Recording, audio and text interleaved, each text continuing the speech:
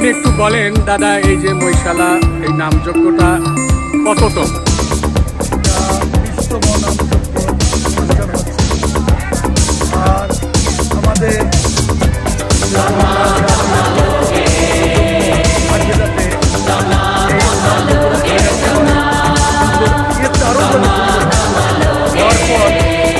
কেন্দ্রে যাতে আমাদের এই মহিশালা সর্বজনীন পালপাড়া দুর্গা মন্দির যাতে ছেলে পেলে আমরা এই আশীর্বাদ করি।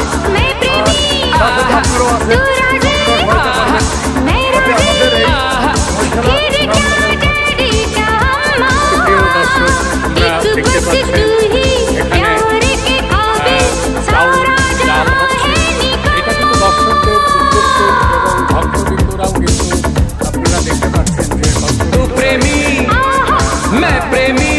প্রসাদ গ্রহণ করছে। এই প্রসাদের মাধ্যমেই কিন্তু তারা এই মহিশালার ঐতিহ্যবাহী সার্বজনীন, এখানে কিন্তু দুর্গাপূজাও অনেক নাম কামের মধ্য দিয়ে ঢাল ঢোকর বাজিয়ে কিন্তু এটা কিন্তু এই এলাকাকে একটা প্রহসন্নমূলক এবং আনন্দ ঘন মুহূর্ত তৈরি করতে চায়।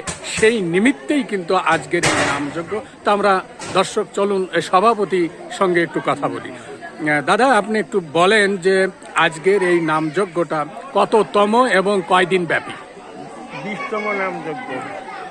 আর পঞ্চম পর তৃতীয় পর কিন্তু আছে অধিবাস আছে। আর আছে লাস্টে যায় আছে আপনার ভোগ আছে, কিন্তু তৃতীয় পর আছে নামযজ্ঞ।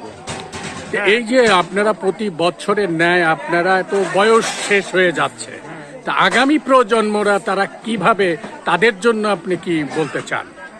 তাদের জন্য ধরেন যে আমরা যতটুকু দেখাচ্ছি তারা পরবর্তীতে তারাও আছে এইভাবে আগামী তারাও চেষ্টা করবে এইভাবে করার।